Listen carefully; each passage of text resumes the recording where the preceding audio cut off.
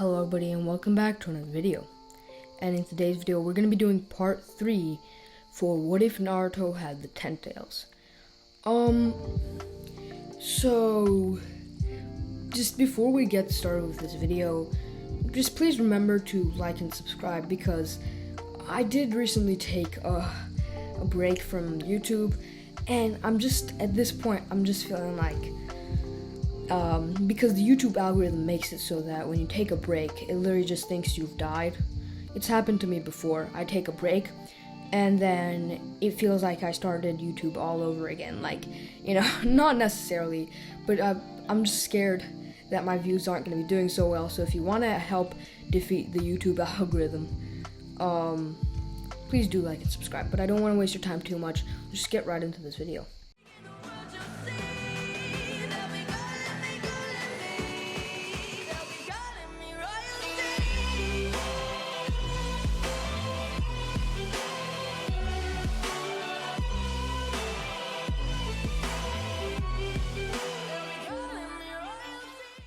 So last time we left off, Naruto and Team 7 were just coming back from the Land of Waves after, helping Tazuna build his bridge.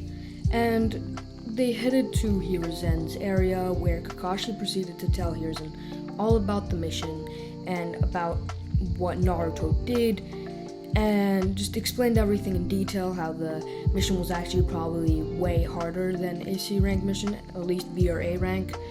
And, Hiruzen was like, okay, and paid them for, what the mission would have been.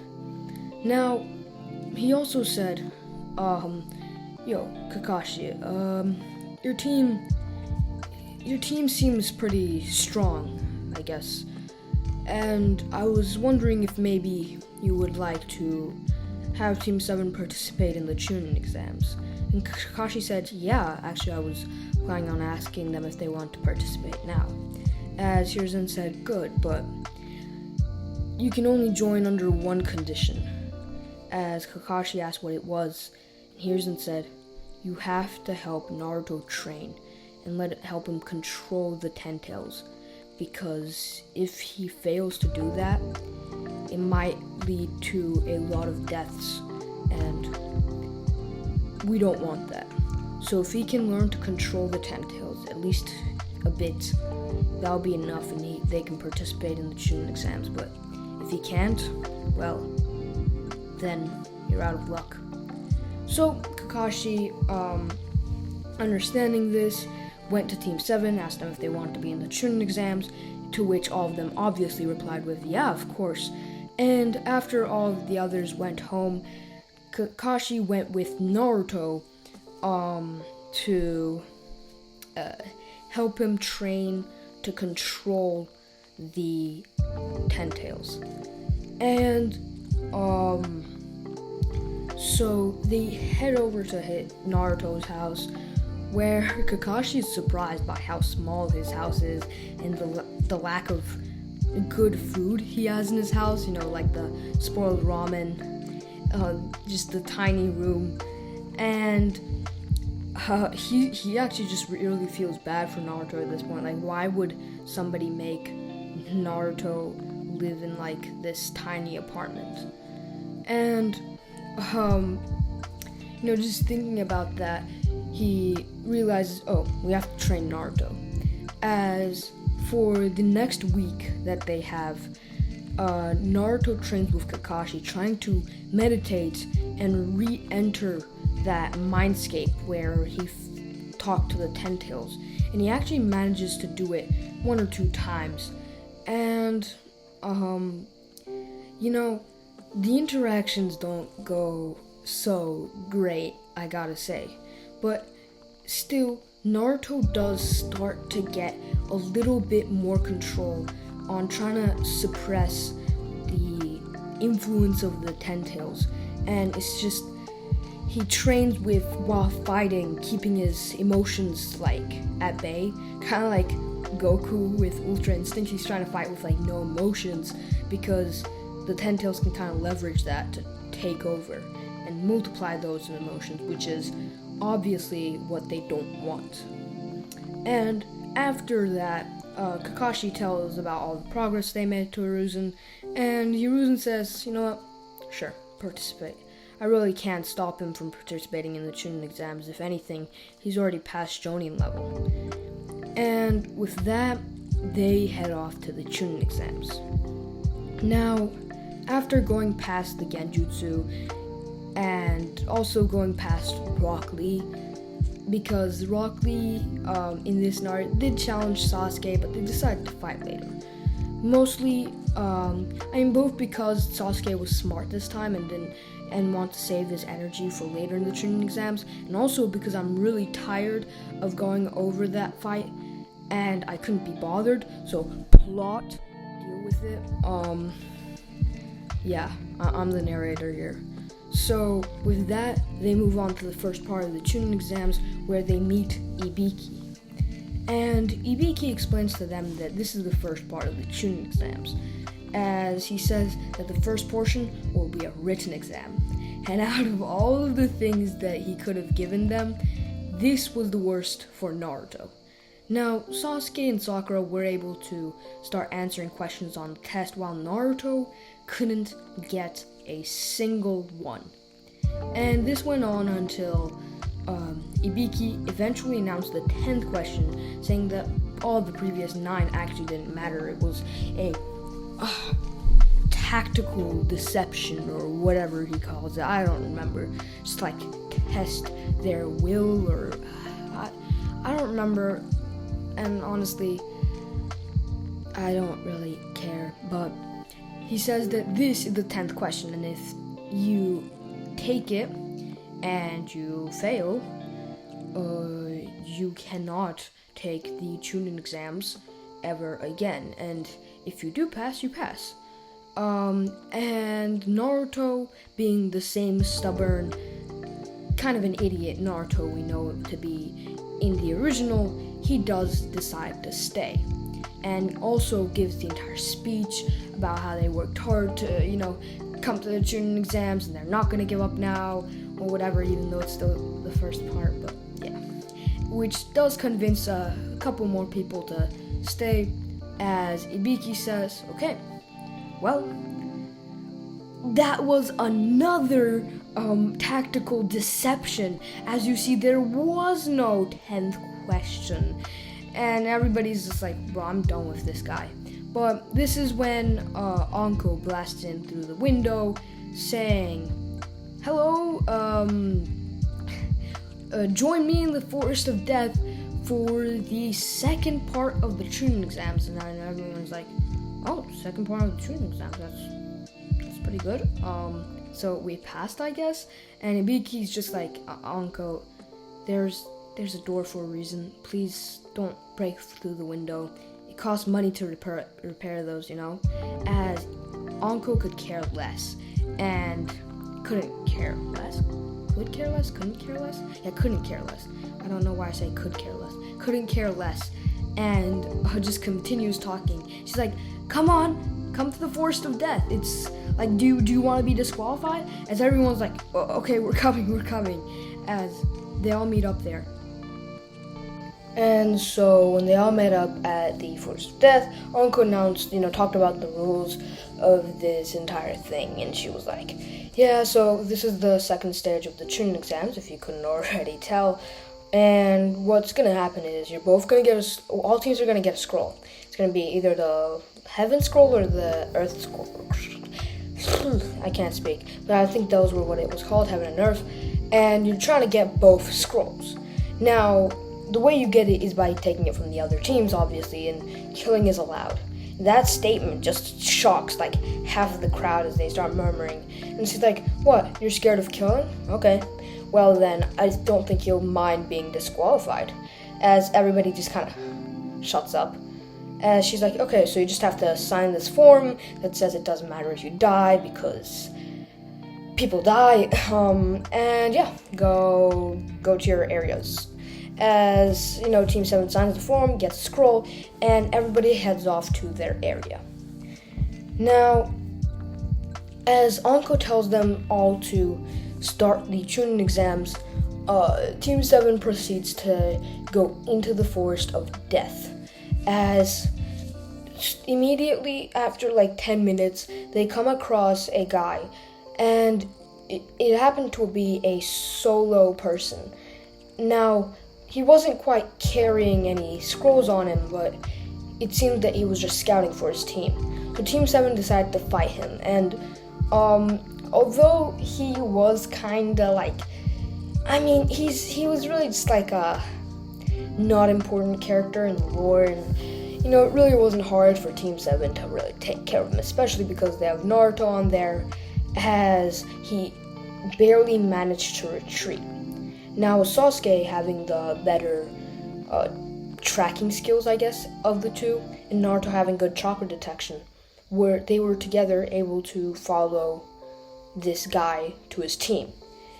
And once he arrived there, to where his team was, after following them for a while and making the other team think that they had lost them, eventually they ambushed them, jumping them, taking their scroll, as it happened to be just the scroll they needed. Now, at this point, they were already on record pace to just finish this entire exam, honestly. Like, they were going so fast. It had only been like an hour since they made it in, and they already had the scrolls. This could almost be a record. But as they started to make the long journey all the way to the center of the Forest of Death, they came across someone else. And this person happened to be Orochimaru. Of course, in a disguise, but still Orochimaru. And now Orochimaru seeing Sasuke, Orochimaru's intentions were originally to take care of Sasuke, but he just came in looking for Sasuke, and then he was like, Sasuke, as his eyes fell on Naruto, and he said, no, it can't be. Is it really him? As Orochimaru sees Naruto and immediately recognizes that he's the Ten-Tailed Jinchuriki. And this shocks him completely, because honestly, it's just, he had never thought that, he would come across the Ten-Tailed Jinchuriki after all. Back when he was in the Akatsuki, they had managed to get the Ten-Tails, and eventually it was defeated by Minato. And the whereabouts and what had happened to the Ten-Tails after that were not known to anybody. But now, he saw Naruto. After years and years and years of, never seeing the Ten-Tails again, there it was, in front of his eyes, as Orochimaru instantly took advantage of this and said, Sasuke, you're powerful, but Naruto has way more potential. He will be a great part of my plan, as he immediately rushes in at Naruto, trying to bite him in the neck, like first thing, right? Trying to put the curse mark in. But Naruto manages to dodge out the way, which kind of shocks Orochimaru, but he decides to start fighting. Now this is when Sasuke awakens his One Tomoe Sharingan and starts fighting back with Orochimaru. And Sakura, she doesn't really help. And Naruto just tells her to stay back, and they both start fighting Orochimaru, 2-on-1. Now, Sasuke in the original with 2 Tomoes was actually able to keep up with Orochimaru quite decently. And this is what happens here as well. After a lot of fighting, Orochimaru eventually is able to get Sasuke with a kunai. And right when he's about to get Sasuke with a powerful attack, he awakens his 2 Tomoe Sharingan, which is part of Orochimaru's plan, because he wanted to make Sasuke awaken his Sharingan before he ended up placing the curse mark on him. So after Sasuke was able to awaken his 2 Tomoe, they became even more powerful. And after about a minute of fighting, Orochimaru realized this mistake. He allowed Sasuke to gain even more power, which basically made him kind of ignore the biggest threat at hand, Naruto. Now, don't get me wrong, Naruto is not very experienced, not very old, not very high in chakra control and knowledge or anything, but he is the 10 Tails Jinchuriki. Now, being the 10 Tails Jinchuriki isn't like being the 9 Tails Jinchuriki, where sometimes if the 9 Tails wants to, it can give you like a tail of the club. No, when you have the 10 Tails, you are constantly in like the 10 Tails mode. You can't like turn the 10 Tails on and off, and it doesn't have like modes. There was just one god 10 Tails mode. And now imagine like 10 Tails mode is stronger than KCM2 plus Sage mode. You can't argue with that. So imagine Naruto being KCM2 plus Sage mode at this age. He would still be so broken. And Naruto, without even a single tail cloak, just Kurama influence, was able to stop one of Orochimaru's snakes. So I'm actually really confident in saying Orochimaru would be getting destroyed here. As a last-ditch effort, he would extend his neck, trying to bite Naruto and give him the curse mark. As Naruto, not seeing this coming, gets bitten. And as his neck is extended, Sasuke jumps in and cuts his neck in half with a kunai, killing Orochimaru. But also, in the meantime, Naruto drops to the ground as he holds his neck in pain. And this black almost thing starts appearing on his neck as he can feel this different chakra trying to take control of him, as he can hear voices in his head saying, "Naruto, come to me, join me, lend me your power, and I will make you stronger than you could have ever imagined." As Naruto, unlike Sasuke not having wanted this power, is like, no, and suddenly a huge burst of chakra appears on him, and the curse mark fails as it starts to boil on his neck and eventually disappears. Now, this was because if Naruto was normally trying to fight the curse mark just with his willpower, it wouldn't have worked. The curse mark's chakra is more powerful than Sasuke at the time, and Sasuke was arguably stronger than Naruto at the time, in the original series, of course.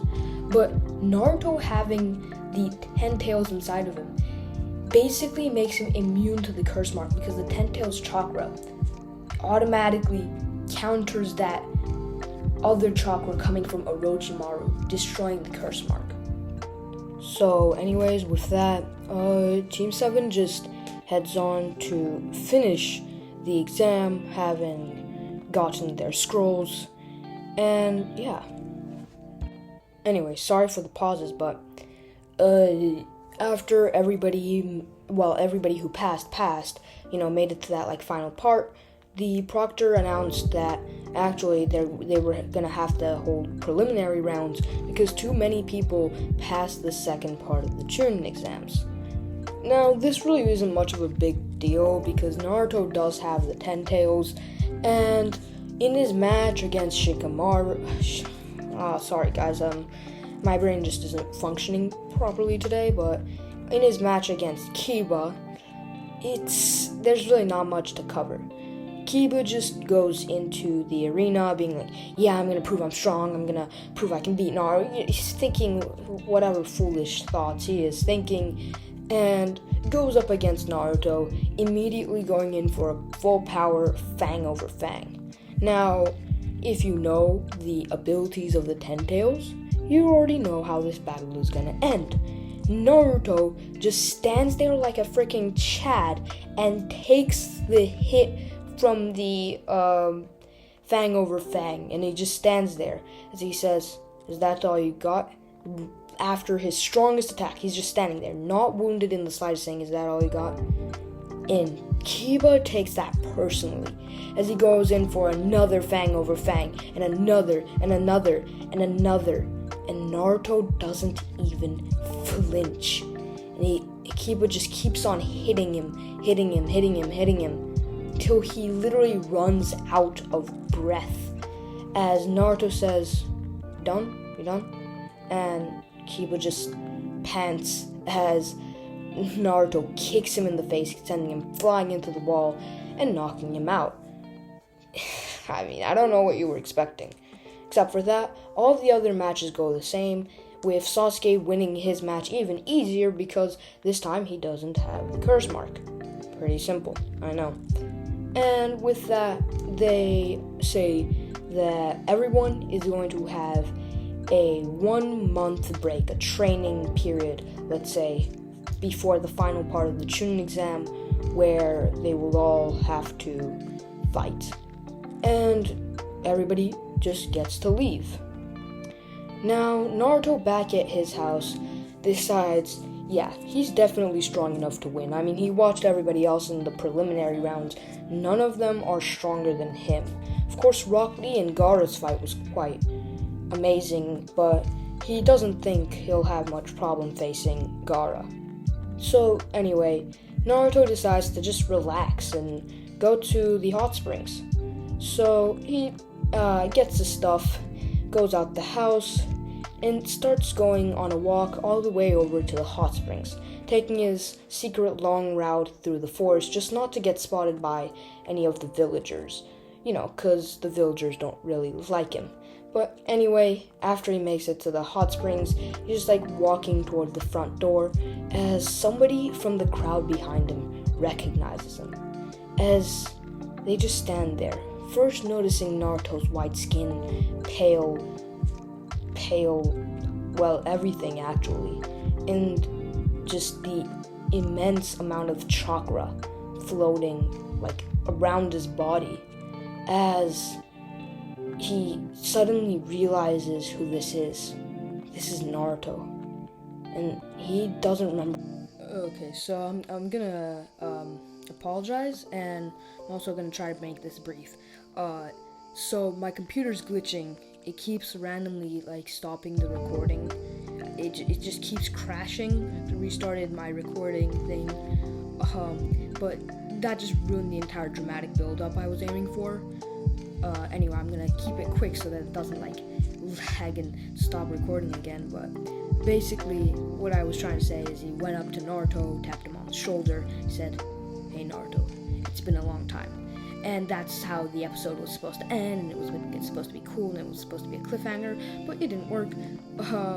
So yeah, you guys know the ending now. That's the end of this part, and if you want to see the final part, part 4, coming soon, just subscribe, maybe turn on the notifications if you haven't already. It really does help me out a lot, and goodbye. Sorry, I have to make this quick. I'm just hoping it doesn't completely crash my computer again, please.